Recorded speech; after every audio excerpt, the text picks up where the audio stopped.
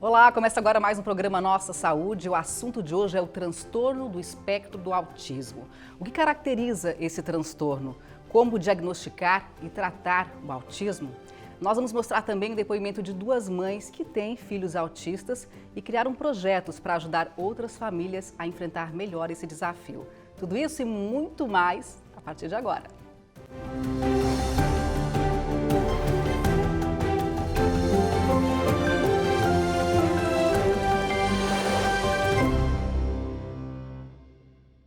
E a nossa entrevistada de hoje é a doutora Deise Mendes Porto, psiquiatra e presidente da Associação Catarinense de Psiquiatria. Doutora Deise, um prazer recebê-la aqui no Nossa Saúde. Obrigada pelo convite, é um prazer estar aqui com vocês.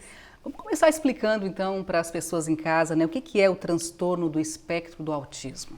O autismo ele se caracteriza por dois principais grupos de sintomas. A gente fala do prejuízo da interação social, um prejuízo nas habilidades sociais, na comunicação, no jeito de entender e de se fazer entender com as pessoas, em todas as interações sociais, e um prejuízo, um interesse atípico, uma diferença no interesse da criança ou do adolescente em assuntos. Ele pode ter interesses restritos e repetitivos, incluindo comportamentos também repetitivos, que são as estereotipias. Então, esses dois grupos, uma dificuldade, um prejuízo na interação e comunicação social e uma diferença, um interesse atípico ou mais restrito em atividades e comportamentos em geral. Isso os pais podem identificar já quando a criança é pequenininha, a partir de que idade? Sim, alguns sintomas, algumas características, elas vão surgindo com o tempo e com a demanda, conforme vai tendo mais demanda da interação social. Mas alguns sinais, eles já são um sinal de alteração no interesse social e na reciprocidade social, na comunicação. Por exemplo, um bebê de 6 meses, quando a mãe amamenta, ele olha no olho, ele tem uma troca social com essa mãe, uma interação. Quando tem outros adultos ou quando tem alguém chamando, esse bebê ele olha, ele compartilha a atenção. E isso já são alguns sinais que podem não surgir ou estarem atrasados no autismo, numa criança com menos de 1 ano com autismo. Mas são muito sutis e nem sempre perceptíveis antes de 1 ano esses sinais. Mas a partir de 1 ano já existem alguns sinais e a gente tem que ficar atento, porque o diagnóstico no Brasil ele é muito tardio ainda. A gente faz o diagnóstico por volta dos 5, 6 anos e quando um profissional especializado avalia, quando tem essas características, o diagnóstico pode ser feito muito antes e a estimulação é iniciada antes. Então, por volta de 1 ano e pouquinho, a criança começa a falar. Se ela não começa a falar, ou se ela fala, mas ela não fala tendo uma troca social, ela fala não com interesse de troca. Não consegue completar uma frase, às vezes. Nem sempre ela vai ter a dificuldade na fala. Ela pode falar, pode desenvolver uma articulação da fala, mas não necessariamente essa fala comunica. Essa fala vai ter uma troca, por exemplo. Ela fala, ela canta a musiquinha, mas ela não está aqui trocando com outro amiguinho, ou com o pai, ou com a mãe. Ela está ali mais sozinha. Ela fala mesmo para ela mesma. É isso. Então, a criança tem a fala desenvolvida, mas ela tem um prejuízo na comunicação social, que é o que as pessoas confundem um pouco. O autista não fala. Não quer dizer que no autismo não tenha fala. Ele pode ter fala, ele pode aprender a verbalizar, mas essa troca social, às vezes ela tem alterações que são sutis no autismo leve. Um diálogo, assim, de repente ela não tem esse diálogo mais aprofundado, é isso? Isso, não tem essa troca, ou tem um diálogo, mas ele acaba não desenvolvendo, assim, não tendo uma conversa com o amiguinho, um interesse naquela historinha, ou não tem uma fantasia com aquela história. Sim. A gente fala, às vezes, as coisas são um pouquinho mais concretas, mais objetivas, mais repetitivas. Isso é uma característica também que já entra no segundo grupo de sintomas. Além da alteração na comunicação social, o interesse restrito e repetitivo. Às vezes tem a fala, tem a comunicação, mas as brincadeiras são sempre daquele mesmo jeito. Elas são repetitivas, elas costumam ter um padrão ou acabam sendo atípicas para aquele tipo de brinquedo. Sim. Eu tenho um bolinho de blocos, mas ao invés de montar e fazer casinhas e ficar criando com aqueles blocos, ela fica separando por cor. Ou ela fica enfileirando os carrinhos, não fica brincando com o carrinho. Nada disso é patognomônico, a gente fala assim, nada disso quer dizer que seja autismo, mas são sinais que em conjunto vão levar os pais a prestarem mais atenção e os profissionais também a fazerem o diagnóstico. E a partir do momento que os pais identificarem esses sintomas nos filhos, qual o procedimento? A quem recorrer? Sim, então é importante que os pais procurem profissionais capacitados e qualificados para o diagnóstico e para a avaliação. Tão importante quanto diagnosticar dizer para esse pai se tem ou não tem autismo, porque isso vai fazer diferença na vida dessa criança, né? Então os pais têm que procurar psicólogos, médicos. Geralmente o pediatra tem alguma habilidade de reconhecer, mas nem sempre de diagnosticar ou excluir, então ele pode encaminhar, orientar que se procure um neurologista infantil ou um psiquiatra da infância e adolescência. Esses profissionais, eles vão não necessariamente fazer exames, porque o diagnóstico não é baseado em exame, ele é baseado numa boa entrevista e avaliação e exames para excluir causas ou identificar causas associadas ao autismo. Então é muito importante que esse profissional ele tenha experiência na avaliação de crianças, incluindo a avaliação de autismo. Então esses pais têm que procurar profissionais que eles se sintam esclarecidos e que confiem nesse diagnóstico para iniciar, se tiver indicação, a estimulação, a intervenção o mais precocemente possível. O autismo é uma doença genética, hereditária? A gente fala e ele tem vários componentes genéticos, tem muitos genes já identificados, já são mais de centenas de genes identificados relacionados ao autismo, que foram identificados em pessoas que têm autismo, mas não tem um grupo de genes que seja o grupo causador de autismo, não tem um grupo de causas específicas, não tem uma causa única, então a gente não fala em doença, não é uma doença que tem uma causa única identificável, ele é multifatorial. E um conjunto de coisas pode fazer com que aquela criança manifeste ou não os sintomas em determinados graus. Se tem vários genes associados, quando tem causas mais fortes de autismo, por exemplo, algumas síndromes elas têm como quadro ter o transtorno do espectro do autismo, algumas síndromes genéticas, aquela síndrome cursa com autismo, ou com déficit cognitivo, que a gente fala, a deficiência intelectual, antigamente a gente falava em retardo mental. Então, algumas síndromes genéticas têm o autismo como característica e o autismo em si ele não tem uma causa e um gene único, mas ele tem alguns genes identificados. Fatores ambientais podem colaborar para desencadear a doença ou para piorar? Sim, a gente sabe que os fatores ambientais, eles podem alterar a epigenética, a manifestação dos nossos genes. Hoje a gente tem esse conhecimento.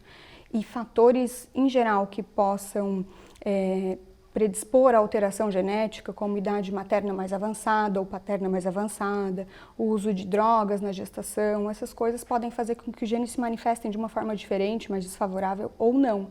Mas não tem causas, isso é importante de falar, específicas que causem o autismo, porque muitas vezes os pais ficam muito preocupados, né? Se a vacina causa autismo. Não, o mercúrio da vacina não causa essa polêmica autismo. aí, né? Existe essa polêmica ainda, não era mais para existir, porque isso já foi muito esclarecido. Sim. Teve um artigo que foi difundido, e isso sempre causa muita preocupação dos pais, que fazia essa associação, dizia que as crianças que tinham autismo, elas tinham tido a vacina. Bom, todas as crianças são vacinadas a partir do calendário básico, então, para ter um estudo desse tipo, a gente tem que fazer um controle muito grande, excluir outros fatores associados. E depois foi visto que esse estudo ele não tinha uma boa qualidade, tinha até algumas controvérsias grandes, ele não deveria ser mais tão valorizado quanto Sim. foi, mas vem ano, ele ressurge, os pais ficam preocupados. Não, a vacina não causa autismo, não tem relação, assim como não há uma relação direta com a dieta. Há um grupo específico de alimento, um grupo específico agrotóxico, ou não existe uma causa identificada, não existe uma coisa, e muito pouco provavelmente existisse, e pouco provavelmente a gente vai descobrir futuramente. Doutora, antes de nós começarmos a entrevista, você fez um alerta importante sobre o diagnóstico, né? Porque muitas vezes os pais levam a criança ao profissional, aí a criança chega lá e faz um contato visual com esse profissional e aí muitas vezes ele acaba descartando a questão do autismo porque a gente tem a ideia de que a criança que tem autismo não faz o contato visual, então é bom ter um cuidado a mais, né? Não quer dizer que a criança que tem autismo, ela não vai olhar no olho, não vai falar com você e não vai te dar um abraço, né? Isso é uma coisa que é um estereótipo que a gente tem, porque a gente tem ainda a nossa imagem de uma pessoa com autismo com aquelas características que hoje seria o autismo grave, que não tem contato visual, que não olha nos olhos ou que não fala. A gente tem hoje um espectro do autismo, que vai do leve, moderado, grave. E no autismo leve, muitas vezes, vai ter assim, algum grau de contato visual, vai ter alguma comunicação, e isso pode variar muito ao longo do dia e ao longo da semana. Aquela criança hoje ela estava mais bem humoradinha, ela chegou no consultório, ela aleatoriamente até pode ter olhado nos seus olhos, pode ter brincado com alguma coisa, e aí você achar que ela não se enquadra em autismo, mas no dia a dia, se você vê aquela criança seguidamente, você vai observar que tem algumas dificuldades sim. Então esse é um alerta que vale tanto para os pais quanto para os profissionais. A avaliação ela tem que ser muito minuciosa, O espectro ele é muito variável, as apresentações elas mudam muito de criança para criança. Os profissionais costumam dizer que uma pessoa com autismo não é igual a outra pessoa com autismo, porque vai depender do grau de interação, da gravidade, de muitas coisas. Então essa avaliação ela tem que ser bem específica, sim, os pais precisam estar atentos, levar profissionais que vão saber identificar isso com uma clareza, e se eles não estiverem seguros, seja com o diagnóstico fornecido ou com a exclusão do diagnóstico, que eles procurem uma outra opinião e aí sim se tranquilizem e possam identificar se há alguma coisa a ser feita. As estimativas apontam para cerca de 2 milhões de brasileiros com autismo. Esse número é próximo da realidade ou você acha que está um pouco subestimado?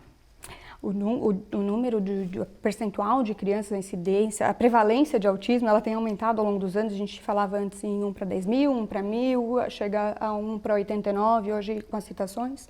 E dependendo desse espectro, se a gente inclui também as crianças com o transtorno do espectro do autismo dentro do espectro leve. Talvez a gente ainda tenha, o número deve ser esse, baseado nas estimativas, mas a gente ainda tem muita criança sem o diagnóstico. Não só criança, isso é importante a gente falar também, adolescente e adulto sem o diagnóstico pode acontecer também, porque é um transtorno que se inicia na infância, as manifestações iniciais, ele começa, porque é um transtorno do neurodesenvolvimento, vai ter um desenvolvimento desde os primeiros anos, atípico, mas não necessariamente percebido naqueles primeiros anos. Se for um transtorno leve, a criança pode passar, socializar, brincar, não ser perceptível na escola, ela pode ter um desenvolvimento um pouco diferente, com algum prejuízo, já alguma coisa necessitando de apoio, e na adolescência isso fica mais claro, quando ela precisa ter uma interação maior, quando ela vai até para o trabalho. Tem algumas pessoas com transtorno do espectro do autismo, que são famosas hoje nas redes sociais, que tiveram um diagnóstico na vida adulta. Porque esse espectro leve, esse diagnóstico que a gente faz hoje de transtorno do espectro do autismo leve, moderado, ele é uma coisa nova dos últimos anos. Então, antes, ou se tinha um autismo grave, aquele que a gente fala do estereótipo, ou tinha Asperger, o diagnóstico era um pouquinho diferente. E hoje a gente percebe que essas dificuldades, elas realmente são comuns nessas pessoas, elas têm uma variação parecida de uma para outra, apesar dessa diferença de apresentação, e a intervenção era muito parecida, que é a aquisição de habilidades sociais, é o estímulo à socialização e outros apoios necessários. Sem esse estímulo, sem o tratamento correto, digamos, a tendência da doença é realmente agravar bastante? É variável também, né? Pode ser que não tenha uma intervenção específica, mas tenha um ambiente que proporcione muito estímulo. Então, pode não ter um tratamento com um psicólogo adequado, mas ter pais que estimulam, uma escola que estimula e pode ter um desenvolvimento bom. Pode, mas não necessariamente é a regra. Então, o que a gente tem que ficar atento é fazer um diagnóstico o mais precocemente possível para iniciar as intervenções específicas. Quando a gente fala em intervenções específicas, eu estou falando de terapia específica, porque existem psicoterapias com psicólogo, específicas para autismo e para os comportamentos associados ao autismo, que são as terapias comportamentais. Então, elas vão estimular aquela criança que não olha no olho, não troca, a fazer essa troca. Ela vai ensinar esses pais, que a gente fala, a orientação parental, a como fazer esse estímulo em casa também. Então, com essas intervenções, a chance é que essa criança tenha uma aquisição das habilidades, porque depois que passa essa janela, que é ali dos primeiros anos de vida, fica muito mais difícil e os prejuízos vão se acumulando. Então, uma intervenção ali nos primeiros anos é o ideal, identificação antes dos 6 anos, que já seria tarde aos 6, é o que a gente mais quer, e que tenha essa intervenção precoce, essa estimulação para que essa criança tenha um desenvolvimento, depois ela vai adquirindo as escadinhas seguintes que dependem dessa primeira etapa de desenvolvimento. Doutora, sobre essas terapias e tratamentos para o autismo, a gente vai conversar melhor e mais a fundo no próximo bloco. A gente faz agora, então, um pequeno intervalo e voltamos com muito mais informações para você. Não saia daí.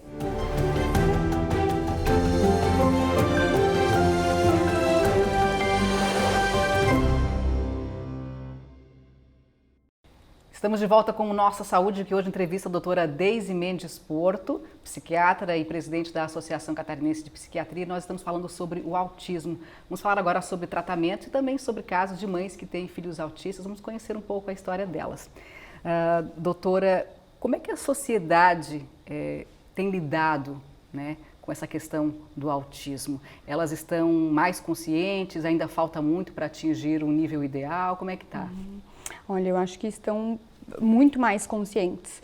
questão de ter nas mídias sociais, de ter a divulgação da causa, o conhecimento, a informação ela chega a muito mais pessoas, e as pessoas com autismo, as mães de crianças com autismo, elas estão divulgando mais, acho que talvez por menos preconceito, por mais consciência de que isso vai ajudar outras pessoas. Isso leva mais informação, e a informação de um jeito que a gente consegue se identificar e ver a realidade das situações. Então, acho que as pessoas estão ficando mais informadas, acho que isso vai ficar cada vez melhor. E a função das sociedades, também como da Associação Catarinense de Psiquiatria, é de levar essa informação técnica sobre as questões de tratamento, com evidência científica, de forma que as pessoas estejam mais conscientes e preparadas e que recebam a informação adequada. E qual é o tratamento adequado, né, para uma pessoa diagnosticada com o transtorno do espectro do autismo? Sim. Então, o plano de tratamento ele vai ser individualizado, porque ele vai variar de criança para criança, de adolescente, de pessoa para pessoa, de acordo com as necessidades que ela tem. Então, quando ela chega no médico, se ela pode ter só o transtorno do espectro do autismo, ela pode ter alguma comorbidade. É muito comum ter ansiedade e depressão na adolescência, por exemplo. Então, se tem ansiedade e depressão associada, vai ter um tratamento para ansiedade e depressão. Se tem TOC, outros transtornos psiquiátricos, isso envolve esse tratamento. E, especificamente para o transtorno do espectro do autismo, é a intervenção para estímulo de habilidades sociais, de aquisição de aprendizagens, tem dificuldade na leitura, escrita ou matemática, um apoio de forma geral.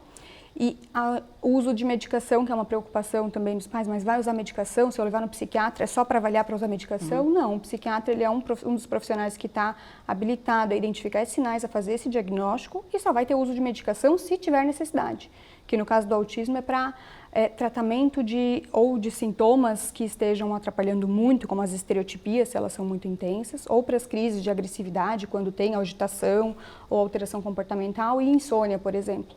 Então, o de medicação ele vai ser direcionado para sintomas-alvo específicos quando há necessidade. Não é uma medicação para o autismo, para os sintomas, e o tratamento dessas comorbidades. Então, o tratamento ele vai ser bem individualizado. E é importante que a criança seja estimulada sempre ao contato social, a participar de projetos. A gente vê muitos projetos surgindo aí, né? Inclusive a surf para crianças voltado a crianças com autismo, entre outros tantos. Isso é fundamental, na verdade. Sim, né? A criança ela vai ser estimulada muito mais o tempo que ela está fora dessa linha da psicóloga da terapia do que na terapia. Então, a terapia, e a gente fala das intervenções comportamentais, elas vão ensinar aquela criança a lidar com algumas situações e desenvolvimento de habilidades sociais e de interação, vai orientar os pais para que eles façam essa estimulação em casa também, e o dia a dia da escola, e no dia a dia com os amigos, tudo isso vai acontecendo. Então, como que os adultos podem ajudar, como que as pessoas podem ajudar nessa estimulação e nesse desenvolvimento fora, incluindo essa criança.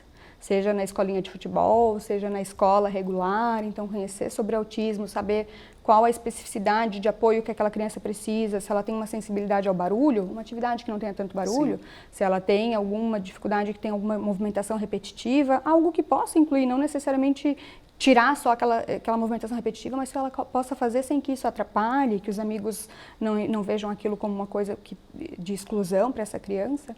Então, todas essas atividades vão ter um benefício para que essa criança esteja incluída. Essa criança, esse adolescente, esse adulto, essa pessoa com autismo esteja incluída, seja em que setor for. Já foi o tempo em que os pais tinham até receio de fazer com que as crianças se socializassem mais, até porque sem saber como é que a criança vai se comportar, como ela vai reagir, né? Então, já foi esse tempo. Acho que quanto mais socializar, melhor, né, doutora? Os pais ainda têm algum receio, porque assim, se essas crianças, principalmente se elas têm uma dificuldade com barulho ou com a interação social, elas podem ter algumas crises de desorganização, de agitação, e esses pais podem ser julgados como uma birra dessa criança, ou como uma criança mal educada, e os pais ficam envergonhados, ou não querem atrapalhar, não querem incomodar, ou é difícil mesmo e cansativo sair com essa criança e ir para essas interações sociais e serem julgados. Se a gente está mais consciente, mais preparado, e se a gente está apoiando esses pais e entendendo a situação dessas crianças, isso fica um pouco mais fácil. Doutora, a gente faz uma pausa agora para mostrar o depoimento de duas mães que têm filhos autistas e criaram projetos para ajudar outras famílias a enfrentarem melhor esse desafio. Vamos dar uma olhada? Eu sou a mãe do Levi. Levi tem hoje 5 anos de idade, ele é meu segundo filho. E quando ele estava com 2 anos e meio, mais ou menos, eu comecei a perceber alguns comportamentos do Levi que eram considerados fora do padrão para a idade, né? Ele tinha um atraso na fala e várias outras questões que eu ia percebendo de movimentos repetitivos, fazia sempre as coisas de uma mesma maneira. eu falei, poxa, tem alguma coisa aí que não deve estar muito legal, né? E comecei a ir atrás para investigar, até que depois de um tempo de consultas com uma psiquiatra, ela deu o diagnóstico final de que o Levi estava dentro do espectro do autismo. Eu lembro que eu pensei assim, eu tenho duas opções. Ou eu continuo nessa situação e a minha família vai ser isso aqui mesmo, ou eu me levanto e eu vou fazer alguma coisa. E eu comecei a levantar e fazer alguma coisa. Fui atrás das terapias, fui atrás dos atendimentos, de ver o que eu podia fazer para que o Levi pudesse evoluir. Então hoje a evolução do Levi ela é notória muito por conta disso, porque a gente entendeu o diagnóstico dele, a nossa família não é diferente de nenhuma outra, mas quando a gente teve certeza do que é isso que ele tem, o que podemos fazer para ver o Levi melhorar, foi aí que deu uma guinada, uma virada na vida dele. E passando por tudo isso que a gente passou por ele, me lembro de estar em salas de espera de terapia, encontrei outras famílias, outras mães e comecei a ver uma realidade que eu não tinha ideia que existia. E daí a gente decidiu abrir uma ONG, abrir um projeto que chama Projeto Levi Social, que é o nome do meu filho. E ali a gente dá os atendimentos gratuitos para as famílias que não tenham condição de arcar com o tratamento dos seus filhos. E tem sido maravilhoso poder ver um pouco do que a gente conseguiu fazer com o Levi acontecer na vida de cada família com crianças com síndrome de Down e autismo que tem a oportunidade de estar com a gente no projeto. O maior segredo disso tudo é amor. Não existe tratamento sem amor e por mais difícil que seja, a recompensa sempre vem, o carinho, a oportunidade que a gente tem de conviver com seres humanos como eles é indescritível. Obrigada, Débora, por contar a tua história e compartilhar com outras mães também, né, que estão vivendo esse momento, que tem crianças autistas em casa. Obrigada. E uma outra história de mãe engajada a ajudar famílias com crianças autistas vem lá de Blumenau. A Cacá Queires usa as redes sociais para mostrar os caminhos que percorreu na busca por tratamento do filho Matheus. O projeto foi crescendo e hoje mobiliza milhares de famílias na troca de informações sobre o autismo. O nosso filho, o Matheus, tinha 1 ano e 9 meses quando foi diagnosticado com autismo. E nós ficamos simplesmente desesperados, até porque a gente tinha uma visão bem distorcida a respeito do autismo, desse transtorno.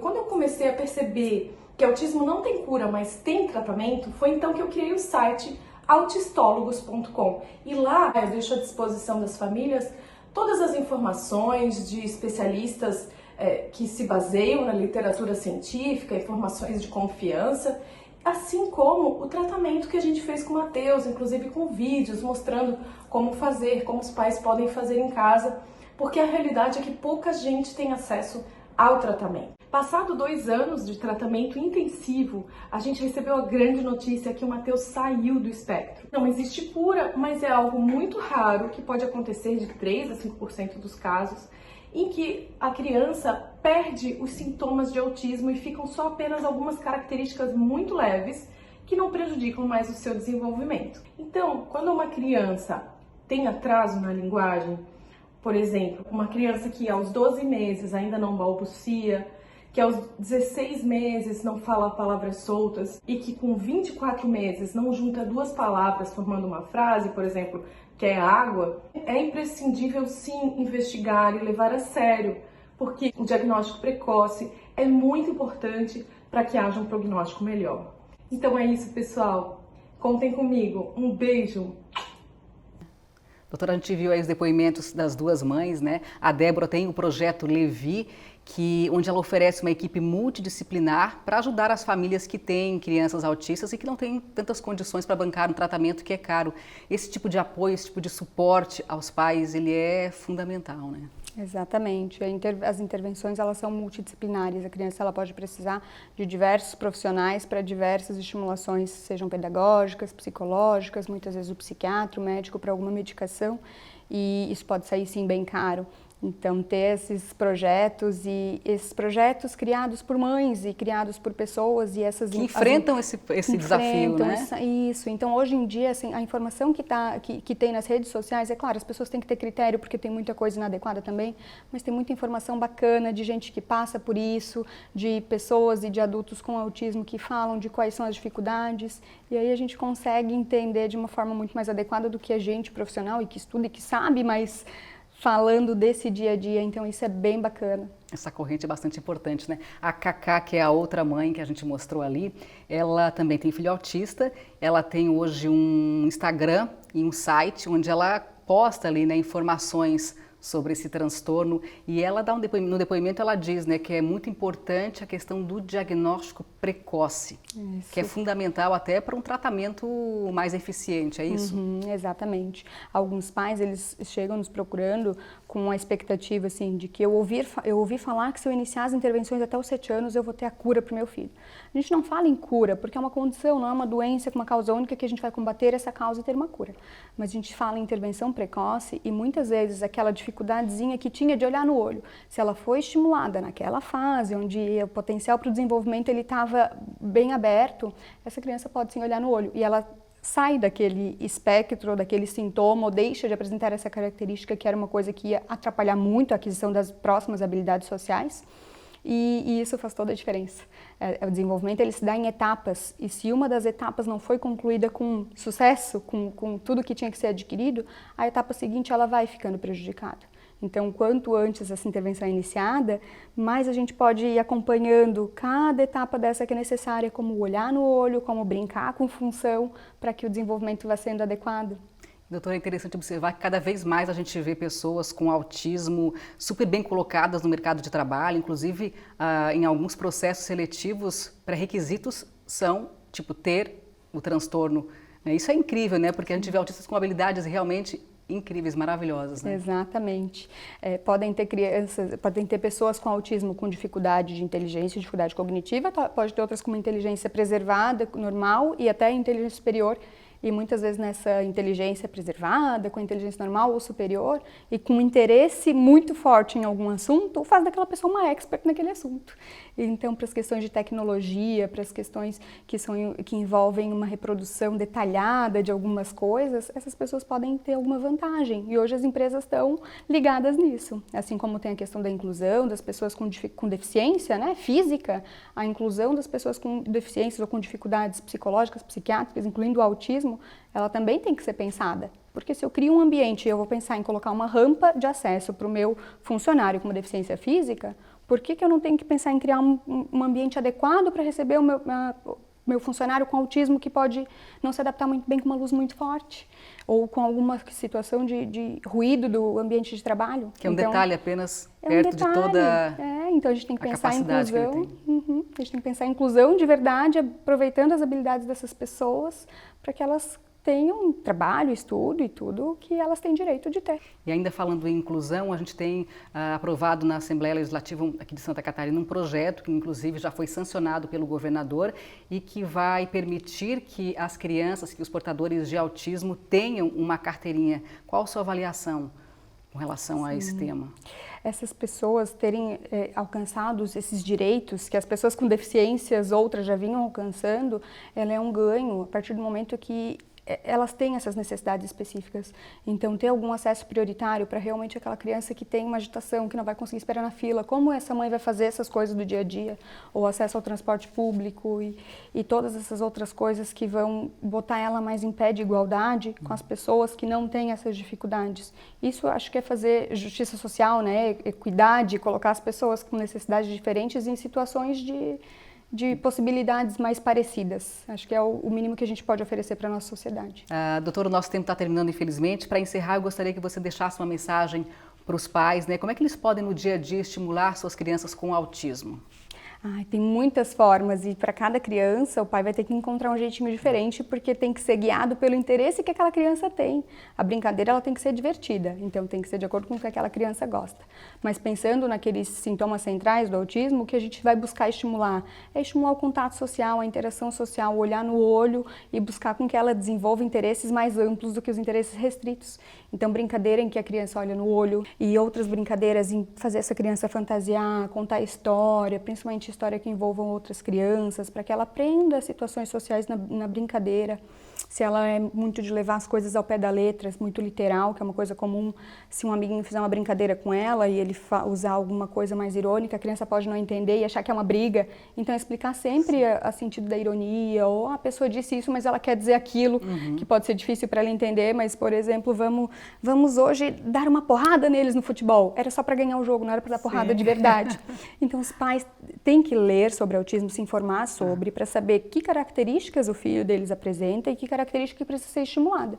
E para isso tem muita informação disponível e eles vão contar com os profissionais que estejam atendendo aquela criança para direcionar um plano específico. Mas isso de estimular as habilidades sociais, o contato visual e a fantasia e a brincadeira e essa estimulação já é um grande ganho no dia a dia dessas crianças. Doutora, então, muito obrigada pela participação aqui no programa Nossa Saúde, por tantos esclarecimentos importantes, né, sobre o transtorno do espectro do autismo. Muito obrigada. Muito obrigada, que bom poder levar essa informação de qualidade para os nossos espectadores. Eu espero que possa ajudar muita gente e que essa informação seja difundida, que as pessoas compartilhem e divulguem. Obrigada mais uma vez e assim então a gente vai encerrando o programa Nossa Saúde de hoje, que falou sobre o autismo. Obrigada pela sua participação e até uma próxima.